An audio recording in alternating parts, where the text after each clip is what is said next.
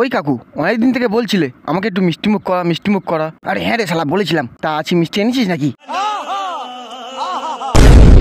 আরে বাবা মিষ্টি নয়, কাঁঠাল নিয়ে এসছি। কাঁঠাল নিয়ে এসছি আমার জন্য।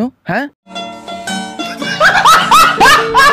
ভেবেছিলাম তুই শালা আমার জন্য নিশ্চয়ই রসগোল্লা বা পান্তুয়া কিছু একটা এনেছিস। তুই কতবার বলেছি আমি কাঁঠাল একদম পছন্দ করি না। সব क्या देखना पड़ रहा है, अच्छा है मैं अंधा हूं। সেই জন্য আমি ছুটি বার হলাম ঘর থেকে। আর শালা বের হয়ে কি দেখলাম, আরে কাঁঠালই তো মিষ্টি নাকি। बहुत मनुष्य लग रहे हो, मत करो, रहने दो, बहुत बुरे लग रहे हो। ফের মুখে তর্ক করিস। মিষ্টি খাবার নাম করে তুই আমাকে কি খাওয়াচ্ছিস? কাঁঠাল তো মিষ্টি, কাঁঠাল মিষ্টি বলে তাই বলে। আরে শালা কতবার বলেছি কাঁঠাল আমি একদম খাই না। কোত্থেকে একটা পচা কাঁঠাল এনেছে আমার বাড়িতে। দেখ বাইরা, আমার মামা বাড়ি থেকে 1 বস্তা কাঁঠাল পাঠিয়েছে। আরে ওই শালা তোর মামা বাড়ি থেকে কাঁঠাল পাঠিয়েছে, তুই খাবি? তুই কেন আমাদেরকে শোনাতে এসছিস এসব কথা? তা ভাবলাম একা একা কেন খাবো, তোদেরকেও একটু খাওয়াই।